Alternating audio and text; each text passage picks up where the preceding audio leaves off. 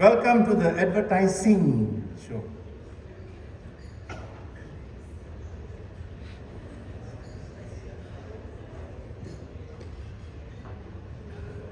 Ladies and gentlemen, thank you for being here and thank you for tuning in. I am very pleased today to share with you a very healthy discussion with some big brands. And the theme for today is about artificial intelligence or AI. First up, my guest is two-time CMO of the Year winner. Please put your hands together for Dato' Lai Shu Wei, Chief Marketing and Sales Officer at Sime Dade Property.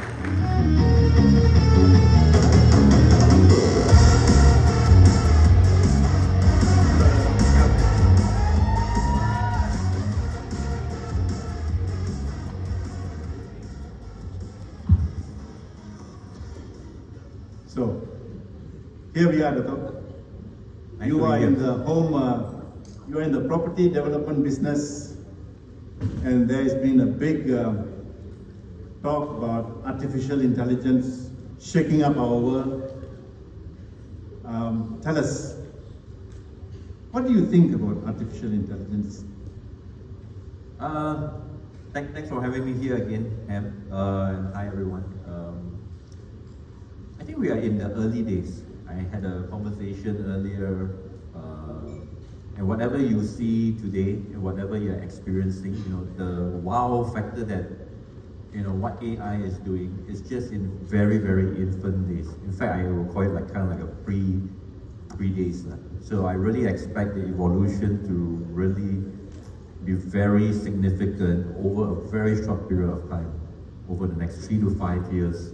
What we see today and what we see then will be so different, right? Machine learning will be able to, do so much more than what it's doing today, especially for things which are more routine, data related, and I think it's going to be a very, very exciting time. Great. And coming specifically to your business, you have different stages of the marketing cycle. Advertising, and then your showroom, your sales, after sales, support services, word of mouth. Which part or how will AI you see come in and help enhance that flow for you? So let me share some thoughts on more immediate, like more today rather than tomorrow, right? I think for us it's a very unique play because we have a representation of our products and township in different areas, right? So I must say that today, when we use when we generate leads, we are looking at the more traditional way. We are looking at demographic, location, we're looking at income. We are using those as filters to go after potential lead generation. But it's probably not the most efficient because the nature of our townships are quite near each other in the central area. So one of you, may be, we may be reaching to you multiple times, for the same products in different locations. So I think for immediate, if we can plug into AI and let them start doing building an algorithm with the right permutation, we should be much more efficient in the way we reach out to you. And more so if we plug it into an open source where we get more information about your behavioral purchases, your interests, competition. I think we'll be able to generate a much more efficient lead. And that's something not too far away. That's something that we are looking into at this point in time. In terms of, shall we say, yours is a very human business. People live in your product, your property. You have personal clients, individual clients, corporate clients. Emotion is a big thing for you. So, how do you see AI coming into that space? Can it ever replace the cycle for you? I think yes, for certain segments and certain needs, right? AI is very good. Let's say, when you are, let's say if you buy a home, right, and and it's a mass market, and each one of us a bit unique. You may be an individual or you may be a small family, right? We can use AI to then help you generate what your ideal home should look like. So as a single person staying in a place with 3 rooms, maybe, if you feed it with the right information, they may have a bedroom for you, a working room, a gym for you. I think it can be rendered very quickly, right? And that gives you a bit of a view on how the home living experience would be, versus for another group of or another segment of customers, let's say newlywed with a kid. You may want to use room 1 for the master, room 2 for the kid, room 3 for something else, right? I think when you apply AI into this and start doing customization, there's room for us in the property space.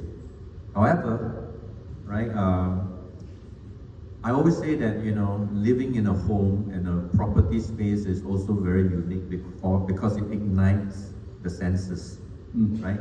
So there are certain things I don't think AI is capable of doing at this point in time. So I push it a bit more. The same idea in terms of customizing how your home should look like. I don't think AI can take away the design of a chair with a different feel, the fabric, the smell, the lighting, the experience, things that touches the 5 senses. I think that part of the journey and experience is still very human, right? And it probably will still be like this for a long time to come. So I think that's a good complement of a certain segment where you can use AI to be a bit more efficient and a bit more creative, whereas there are certain areas which touches a bigger experience of the customer. The human element will continue to be very relevant. Okay, very good. Let's talk about something that's tangible, pricing. How do you currently go about doing your research when it comes to pricing and the computation behind it? And do you see if AI will be able to help you in that space, pricing strategies? Definitely, because even as it is today, without using AI, we are in digital.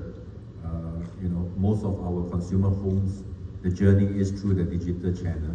So within that, we are able to see your interest in which units that you have a preference. The time you spend in looking at one will tell us a little bit on how much interest you have.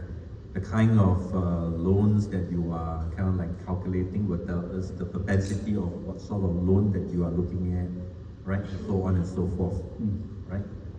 So we have the ability to see, and the ability to interpret is done by humans today, like us. We call it analysis team, or people, or we're looking at insights, right? You're looking at behavior. So if you automate that and put an AI in there, right, and you should be able to work on a real-time scenario where we are able to know exactly where you are going and what is your interest, right? So I think with that efficiency, definitely it will tell us exactly which units you're looking for, hence the pricing that comes along with it, right? So I think AI has room for us, and it's something that we should look into, if not, over the next couple of months or a year to come. Definitely an area to dive into. Can you share with us what are your conversations with your agency when it comes to looking at AI moving forward on creative solutions for your marketing? I have not had a conversation with my agency, but I would reckon that some content generation, because usually speed and creativity are things we look for, right? We want it to be kind of like out of the box and very insight driven. And of course, speed is also something important, to most of us, right? So I guess my conversation with the agency would go around, will focus in the areas on certain things that we do repeatedly, especially when we are doing a lot of testing, A/B testing, the permutation of creatives, against the segments is something that I think we should actually look into. I think from a media perspective, we have already done that. I think 1.5 years ago, we won an award for doing hyper segmentation and customization. So I think there's room for us to not do only the media, but also with the creative on top of it, to really test out, how effective we are with, multiple segments of customers, almost in the hyper customization kind of level. Okay. I have to ask you this question because it's on everybody's mind. Will AI replace human beings in jobs? No, I think we should learn to coexist, right? I always look at AI as a room for high efficiencies, right? But look, jobs as marketers, right? We are strategists, we strategize things, we look at stuff. I think that part remains, right? We build relationship with customers, the marketplace, we have relationship with our competition. This element of relationships, is something that I don't think it can be replaced.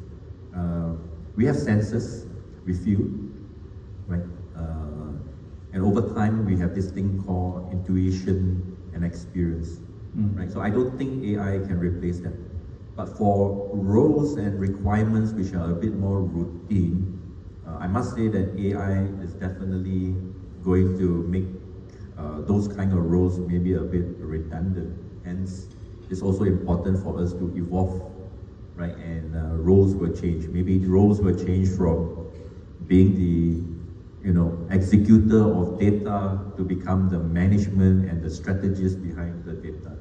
So we coexist, in my view, right? And I think that is quite a healthy relationship between machines and human beings. Does that mean that there needs to be reskilling and retraining? Oh, definitely. I think jobs will change, right? We will become the people who, the roles will be more from a broader perspective, strategy, alignment, right? Insights driven, but less on, generation of routine information, like data collection, right? Interpretation of data. Don't forget, even AI is able to do predictive recommendation. It is still a recommender, right? As a human, we don't have to accept the recommendation, right? So remember, AI still plays that role, so humans don't play the same role. We play a slightly different role. We do judgment, and we look at things from a different perspective. From the total organization point of view, outside marketing, what do your bosses or your directors of the board think about AI? I think it kind of like mimics what I'm saying. It's a new subject, I know. It's a new subject. I think we are trying to learn more about it. We're trying to understand. Definitely, we will embrace, the changes that's happening. And like I said earlier, this change is not going to take a decade or two. It's going to take 3 to 5 years, 5 to 8 years, and rapid changes will happen, right? So I think there's a lot of opportunity. Where we are right now is we're still in the infant stage, so there's a lot of learning and appreciation that we need to do. I like to think of it as, it's a space we should experiment, but experiment things with areas that you are quite clear the efficiencies can improve, right? Like in areas of data analytics, I think in areas like that, there is a good chance to move into it quicker, right? But don't do it with a leap of faith, like, just, substituting, people, right? Just because in the name of technology. I think this evolution needs to coexist and it has to happen over time. And we will learn to find our place together with the machines. Okay. Thank you, Dato, for the comments and input. On that positive note, we really appreciate your sharing with us today. Thank you, Heb. Thank you, everyone.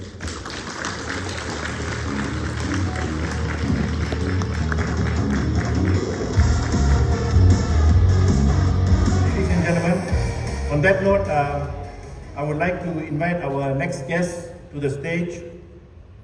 Also a double winner as the CMO of the year. Ladies and gentlemen, put your hands together for Abdul Sani Abdul Murad.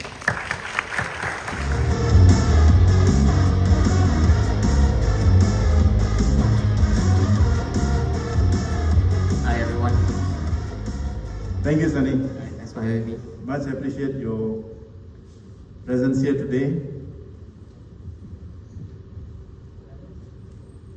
Now, we are talking about AI, and much has been said, and much is still going to be said about it as we move forward.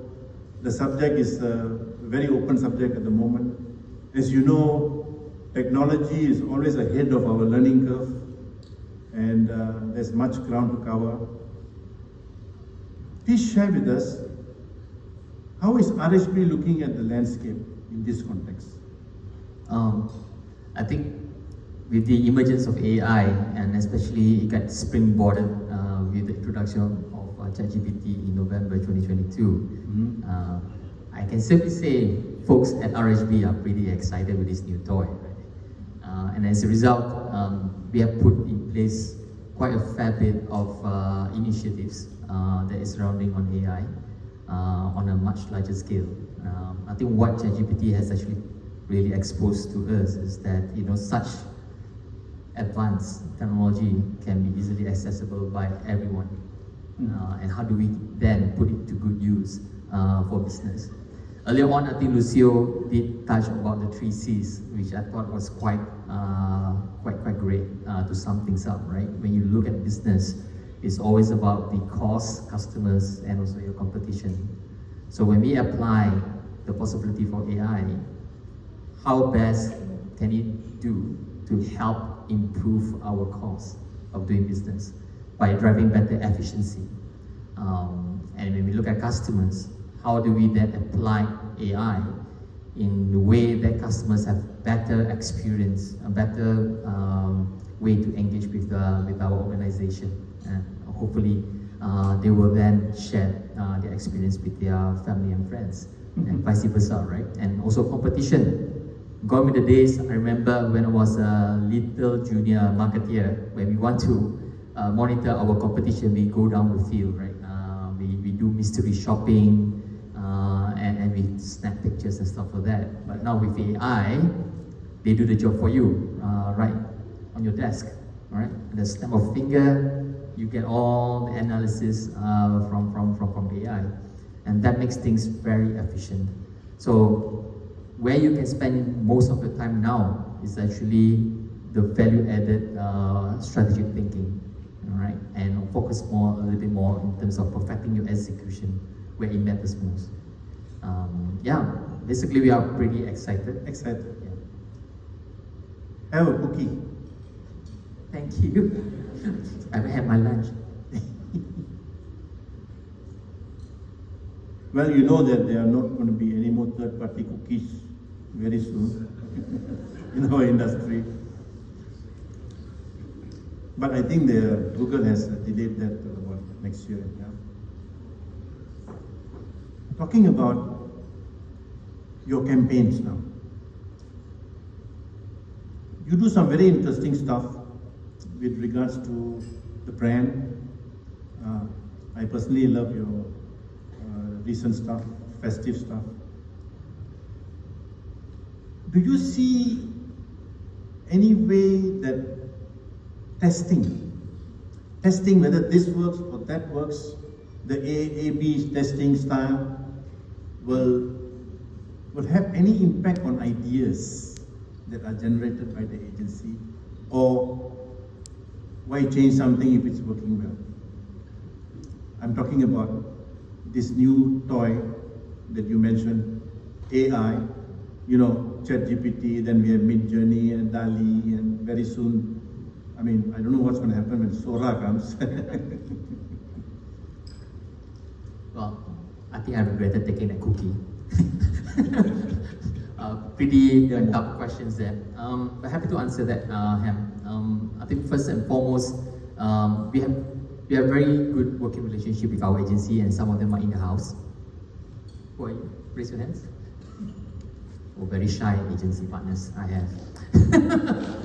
Okay, there they are. Okay, so I think one of the great things that how we foster such partnership is actually the element of mutual trust, right? We trust their mind power, their craftsmanships, and giving them that freedom to bring something unique to the table, something that will shock the market, delight the audiences, and as a result, it does have a good positive halo effect to the brand that we managed. So when it comes to AI, we do not use AI to what they call to check on the quality of the work of our agencies, right? What we do with the tool is basically we collaborate with each other and use it to our advantage. What do I mean by that? Is that whenever you put up a campaign out there, it's always with a given objectives. And how AI can help to facilitate your campaign to achieve that objective in the most efficient and most effective way. So the results that you gain is going to be a joint results by the agency as well as by the brand owners, and that's how we collaborate and we challenge each other in this particular space. So what I fear most, what keeps me awake at night, is that that one fine day my agency says that everything that has been churned out is coming out from AI, because then you do not see a clear differentiation in the work that has been put up in the market. That's the things that I fear most. Let me ask you a very blunt question. Okay, sure. Have you taken some of the recommendations that outside consultants give you and put into your ChatGPT to double check? There are a lot of people who do that. Yes. Honestly speaking, I don't, right?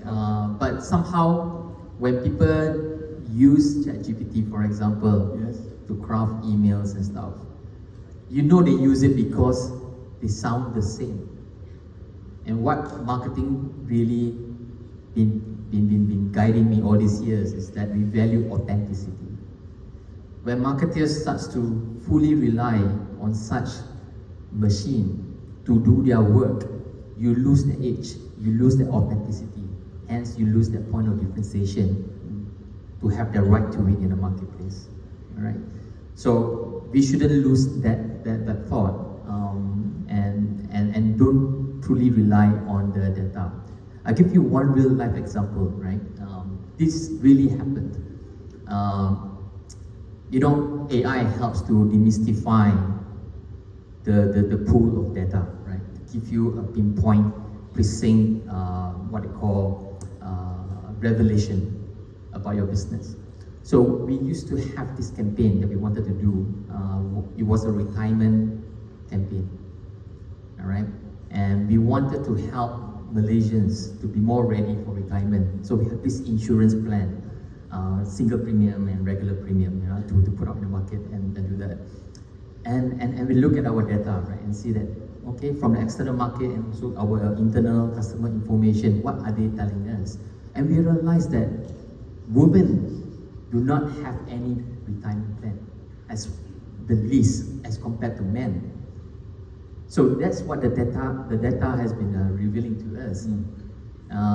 So we start to put on our inside, what they call cap, right? So we become The burn also can. Yeah? The burn also can. The burn also can, right? So we become an inside archaeologist, right? So we went down to Rumah Padang and start to talk to these customers, the ladies, and we asked them, why don't you actually plan for your retirement? Why don't you get a plan? And most of them say, I don't need one. My husband is my retirement plan, right? Because he takes care of me, so I don't need a plan. So then we had our aha moment and say, okay, the data shows this, and the reason is because of that. So let's make a campaign to educate the women that you shouldn't rely on your husband for your retirement. You should be in control of your life, all right? So we did the campaign. Oh boy, the campaign was so successful. My bosses were so happy. he traveled to the regional office, and they were celebrating, right? It was the best result they ever got. And the best thing about insurance is that if you have a lot of customers buying up single premium, the margins are good compared to the regular premium. And this campaign actually saw a huge take up on single premium. So we were quite happy. But deep in my gut, it's telling me something, right? Something is not right. Though I enjoy the results, but why suddenly a huge chunk of people were buying single premium, and mostly are ladies? So I went down again, turun padang, and this time I talked to the relationship manager. And I asked the relationship manager, right? Not bad, sales are good. You get all the lady customers to buy. Also, all the housewives were actually buying into the campaign that we put out. Then they look at me blank face, and then as though I was talking something very alien to them. And I asked them, so was it housewife who bought those premium? The golden revelation came out to my surprise, and they were telling me it was mostly mistress. The mistress forced their sugar daddy to buy the retirement plan for them as insurance, all right? In case the sugar daddy no longer around, right? So what I learned from this experience is that AI can point you a certain set of data, all right, that shows your current state of business, but you have to use your gut to go down to see the customers, turun padang, and verify whether what you believe that contributes to the data is accurate. All right. In the end, what we learned from all this exercise, we discovered a new set of business revenue streams. Wow. All right. So yes, when it comes to AI, go ahead and try it, but don't bet 100% on your life that it will serve you 100%. All right. You still must use your human instincts. Thank you for your honest sharing. And I went to my bank recently, and I want to share. They were very nice. I don't think many people go to the bank anymore. So it's a nice experience to go to the bank. And if I may be honest, I'm not patronizing you. My bank is RSP. Thanks for banking with us. And let me tell you why. A long time ago, I was in Singapore, and I got pickpocketed. I don't know how you get pickpocketed in Singapore, but I got pickpocketed. But so I called the RSP line. I had a few bank accounts, but this was RSP. I was looking for funds to get through the ATM. I tell you, the lady was so good, She even waited on the line for me to walk down the street to where the ATM is and tell me exactly. I'm thinking to myself, wow. And now we have AI. I'm wondering if in the future whether there's any the chatbot will actually do the same, through GPS, see where I am, oh, that is scary. And then see where I'm going, that is another scary part. So that was my experience.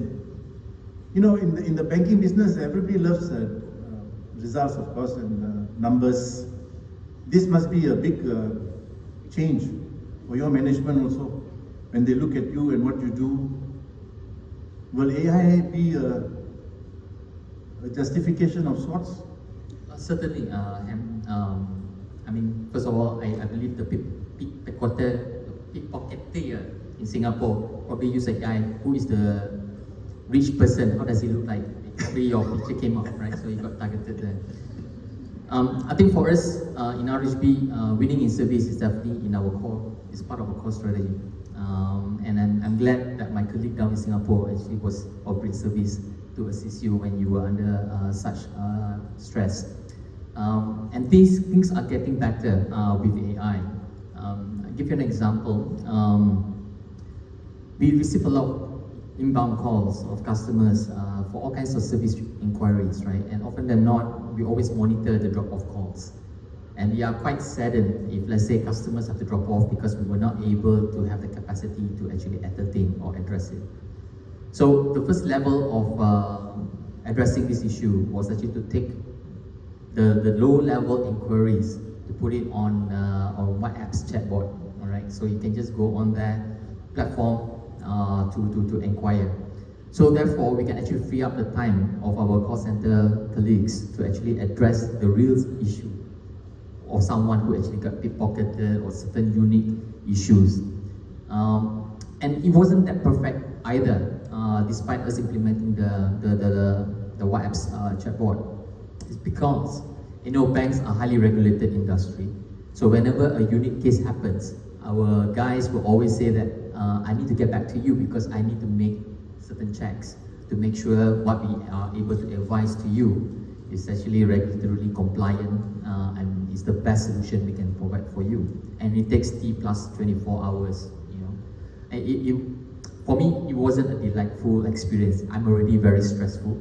You say that you only come back to me in the next 24 hours.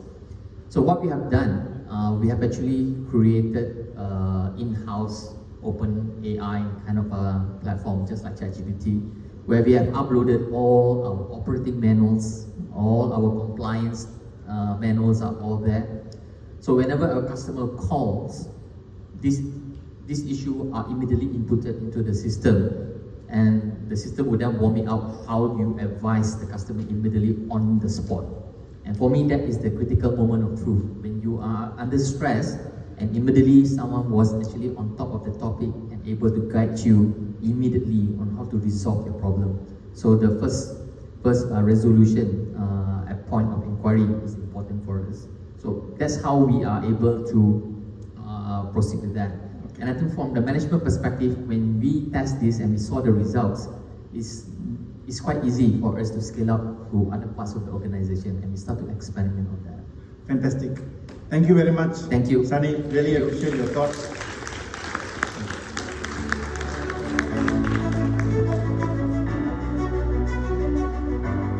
Ladies and gentlemen, our next guest, we're very happy to invite onto stage another CMO of the Year. In fact, all our guests today have won CMO of the Year awards. Please put your hands together and welcome on stage Linda Hassan, Group CMO, Malaysia, Singapore and Cambodia for Domino's Pizza.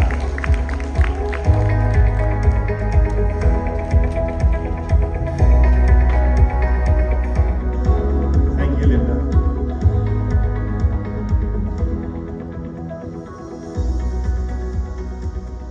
How are you today? I'm good. I don't need any biscuits.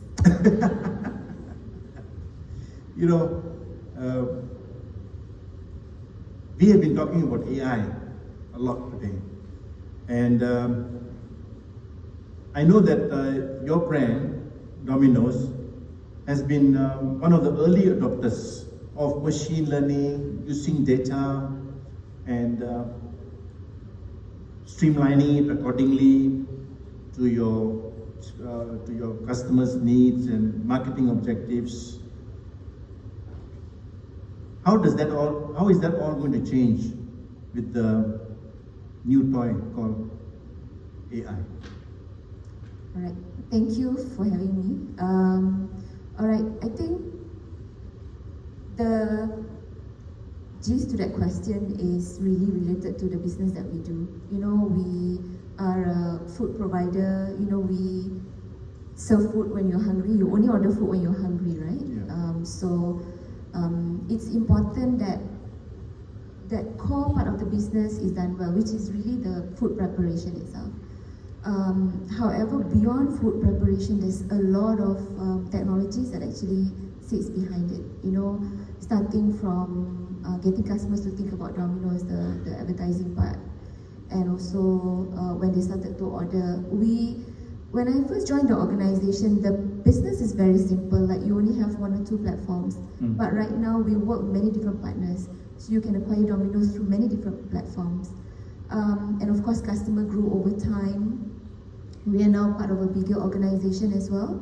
The local business itself has acquired acquired 2 other countries, and we're now part of a slightly bigger Domino's group that owns 12 countries, which means that data is a very important element for us. You know, the role of a CMO goes beyond creativity.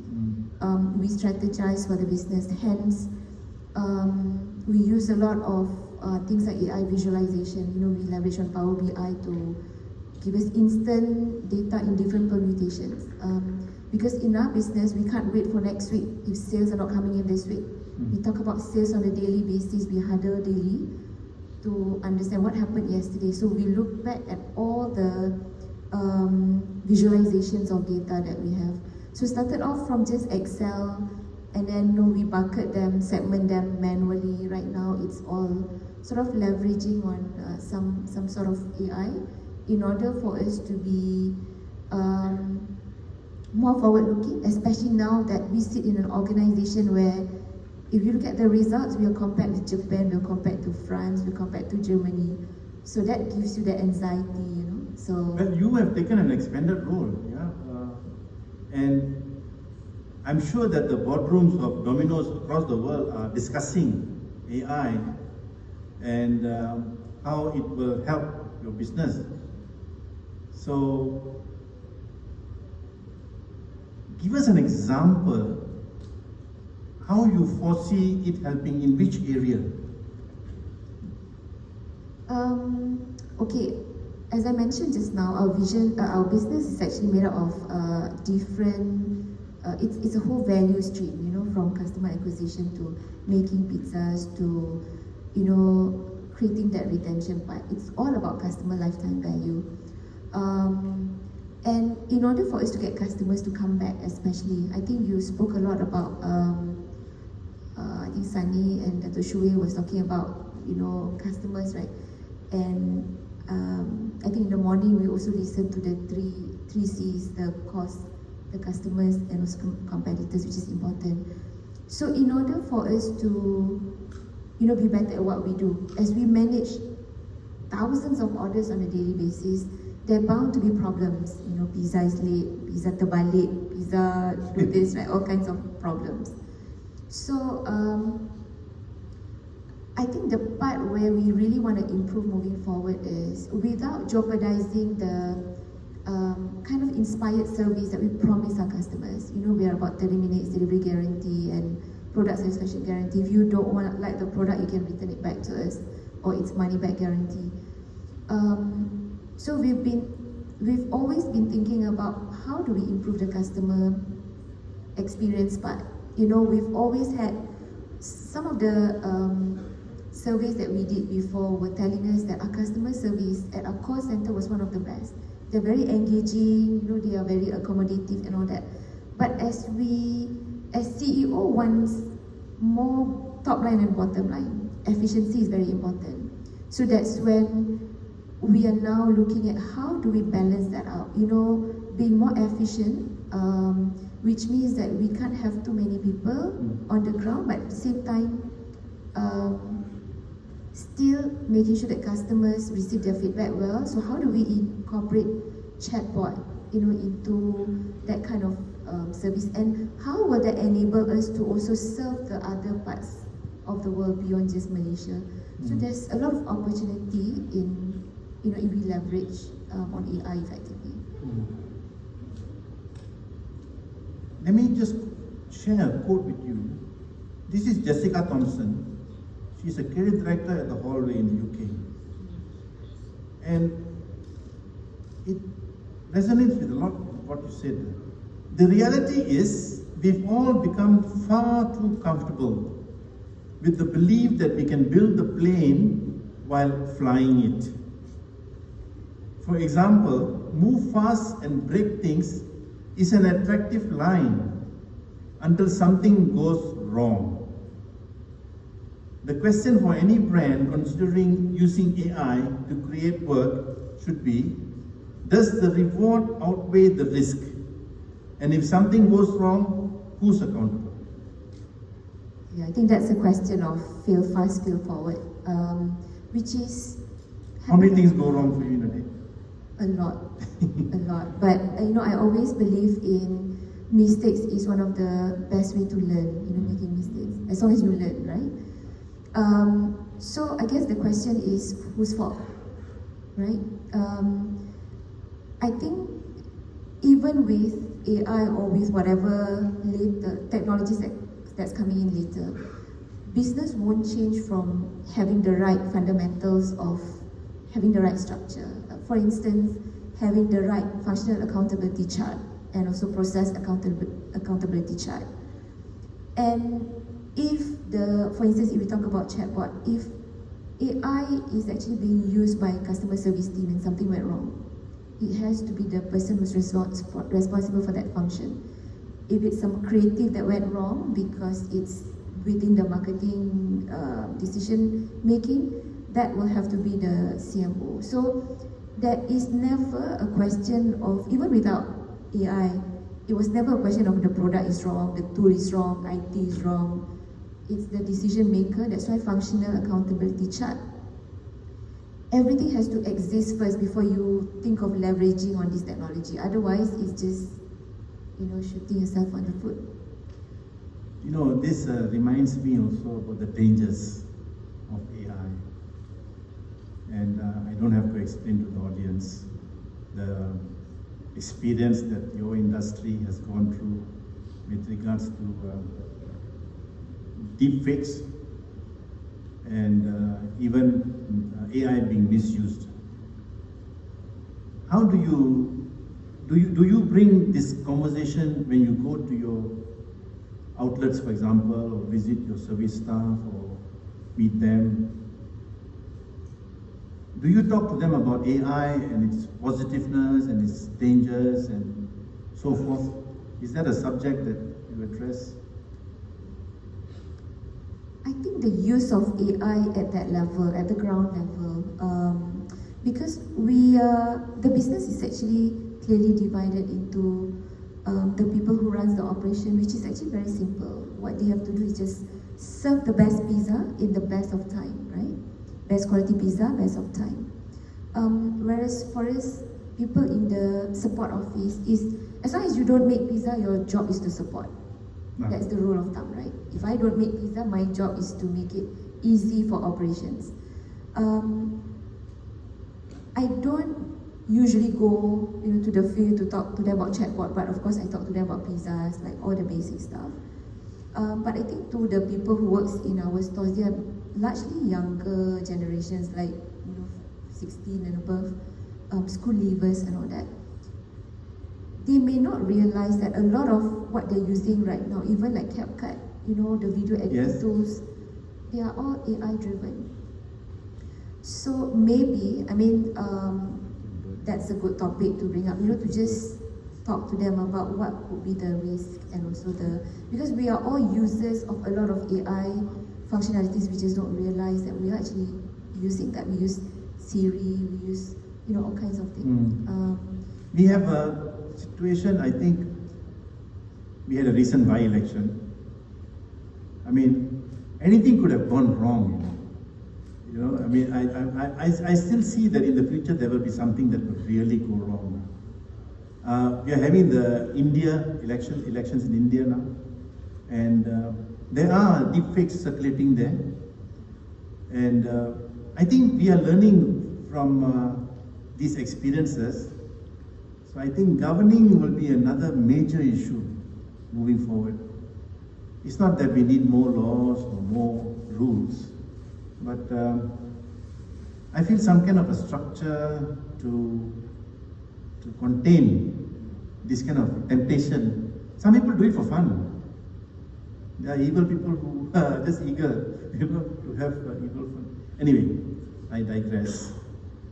Maybe talking about governance, right?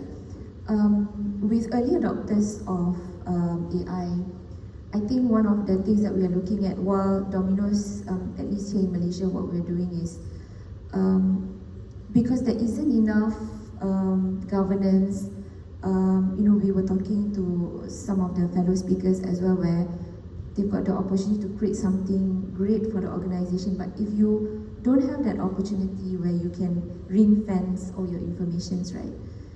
There has to be the right skill set being you have to upskill the people, and then there has to be some governance put in place, and there's some change management that needs to happen. We were using Copilot a lot, but how we adopt is very much starting from the higher level, because we wanted to see what is the risk. It's a powerful tool, as simple as the Copilot. It's a powerful tool that can really create efficiency, but is it really creating efficiency, or it's just creating like a different use of time, for instance, right? If you can cut short your meeting from 1 hour to half an hour because everything is minuted properly and it's quite accurate in nature, but that half an hour by right should be used for something more useful, but it is not used. So that's why change management is also important, because tools is still a tool. Like Sunny was explaining, if you have the tool that gives you some direction, it still needs to be supported by a human. Fantastic. On that note, truth prevails. Always a pleasure talking to you, Linda, and thank you for coming on the show. Thank you so much. Yes, you may have a cookie. Thank you, ladies and gentlemen. And our final guest for today on the show is very interesting gentleman. I've known him for a long time. And please put your hands together for Hassan Asagov, Group Chief Marketing Regional Head of Loyalty and Marketing at Grab. Welcome. How did you get here? Obviously, I took a Grab for convenience, even though I enjoy driving. Any complaints? No, I actually had a wonderful driver. His name was Rizwan. He's been with us for 6 years. 5-star driver, so that experience was fantastic for me. What's with this silent drive and all that? Sometimes when you book Grab, would you like the driver not to say anything and all that? What's with that? How did that come about? So actually, that was born out of a safety concern. Right? We started learning from our customers that to some degree, sometimes sexual harassment happens through the conversations that take place during the rides, both ways, for passengers as well as for drivers, right? And that was a feature that people wanted to be able to toggle without the awkwardness of saying to the driver that I do not want to have a conversation during my ride. And since then, it's grown to go beyond a safety use case. Sometimes people just want to have some downtime. People want to have some concentration time listening to something. Do the driver knows that? Does the driver knows that? In fact, the drivers are happy with it. And it's a nice question to start off with, because I think it segues into how we are thinking about AI in customer service. A lot of the examples are often around how we manage customer inquiries, but we're starting to use AI to do preventive customer service. For example, AI is now able to identify when a chat history between a delivery partner and a customer, a merchant and a customer, or a driver and a customer may start to sound or lead towards harassment, and it can intervene. So it's not about addressing a complaint, but actually preventing it to begin with. Interesting. Grab is like as automated as it gets now, when it comes to deliveries, food, ride hailing, you've got all this data already in your head. And I just think that you are ahead of artificial intelligence. Correct me if I'm wrong. You've been doing machine learning so long, and this is a typical case of how personalized can you get? Yeah, I think you're right. And often you get tempted to do personalization for the sake of personalization, right? But I think what we think that there's massive opportunity for is the fact that we're not fully using the information that we have today, right? And part of the reason why we don't fully use that information is because we're limited by scale.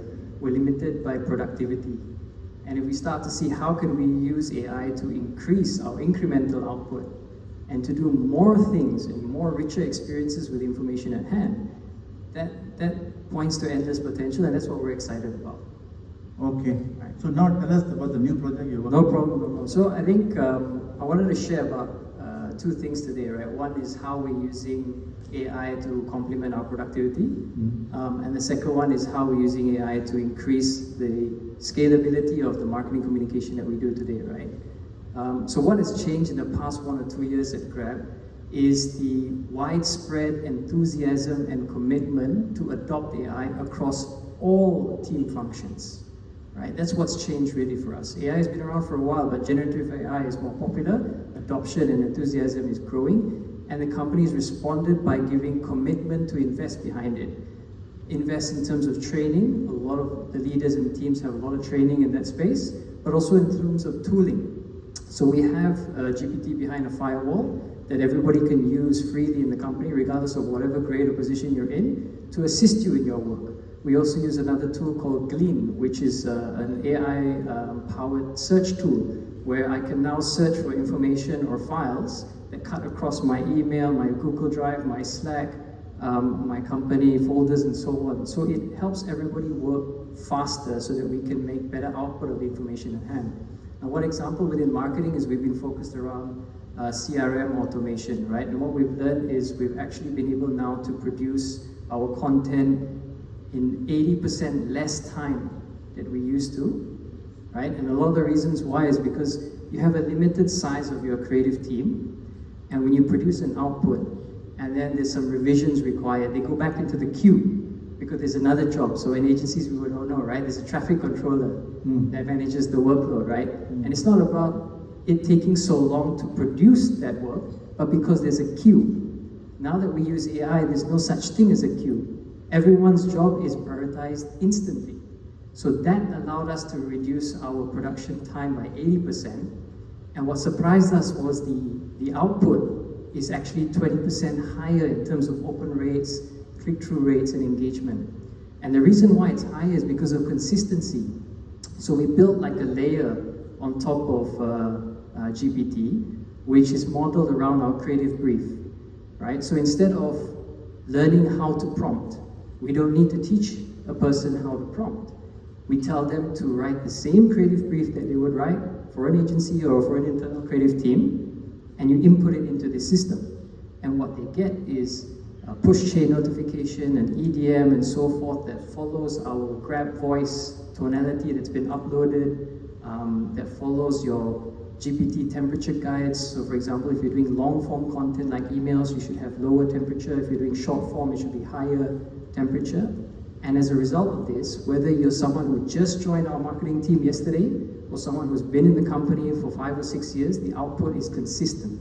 And this led to that change. So that's one of the first wide use cases that we've done across the company that's been fantastic for marketing communications. And I hope to see more and more of these come about. I'm not being cheeky, but do you have any competitors? We do. We have plenty actually. So, do you regard your industry players as your competitors, or do you see players from others? We read our industry players. So, for example, in ride-hailing, these days you would see brands like Maxim, InDriver in Malaysia. They're direct competitors to us. We don't see MRT, taxis, and things like that as direct competitors because we are complementary in terms of first mile, last mile connectivity. But yes, there are direct competitors in food, in digital banking, so all of our sectors have direct competitors. Okay.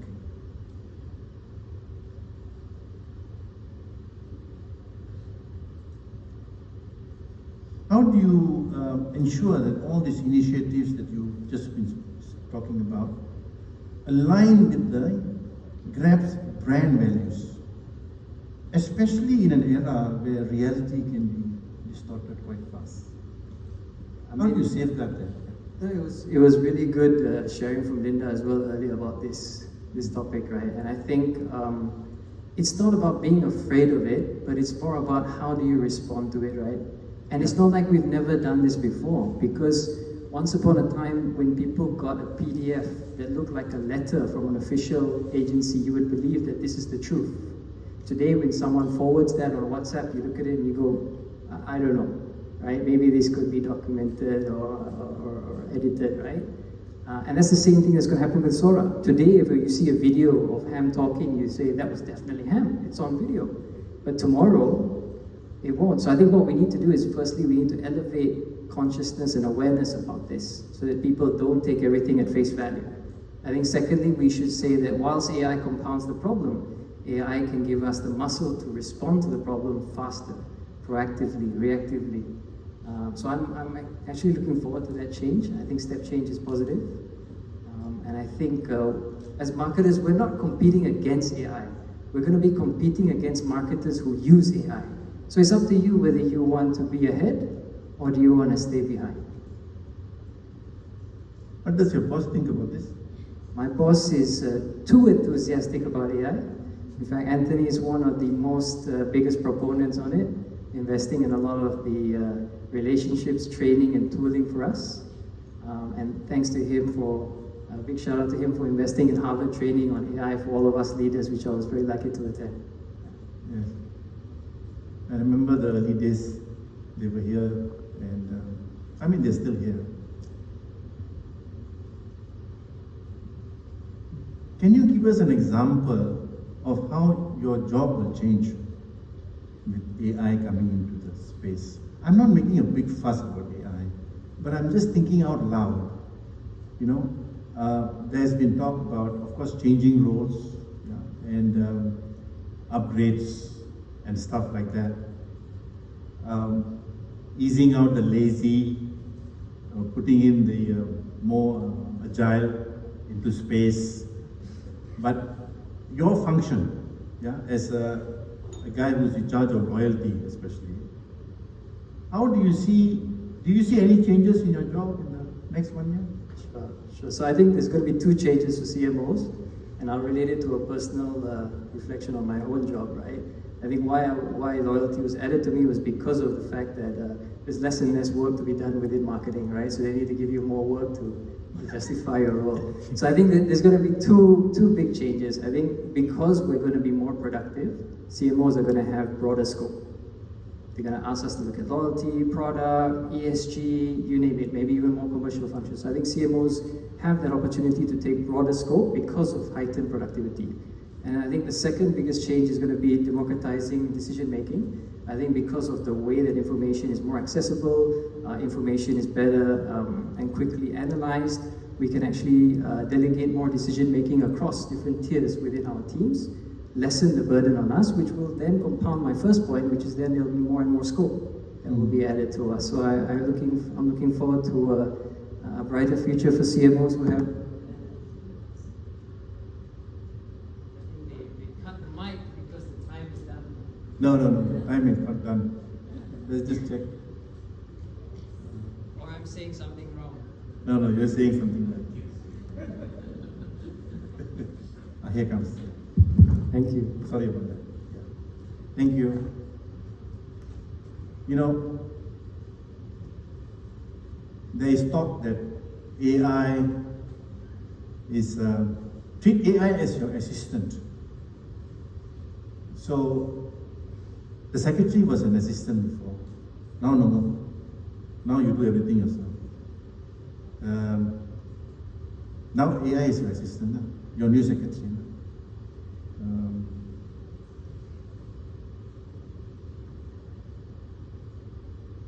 Will there be more drivers or less drivers?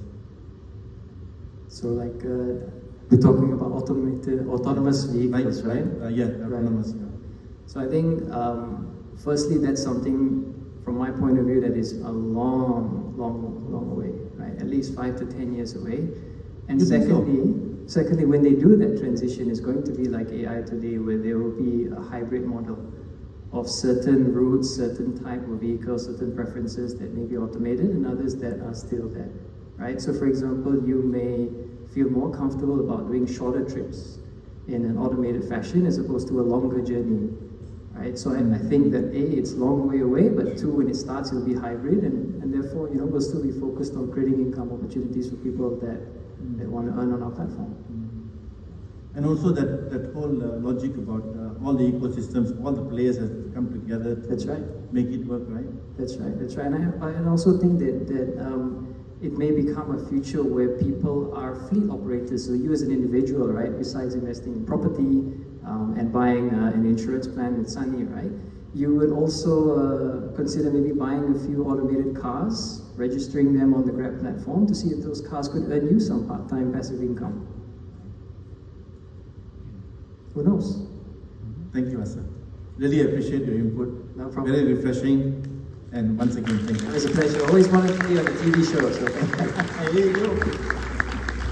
Ladies and gentlemen, another big round of applause for Hassan Al-Sagor, Regional Head of Loyalty and Marketing at Grab. On that note, we've come to the end of our show, and you are invited to have lunch outside, but before that, we will play something.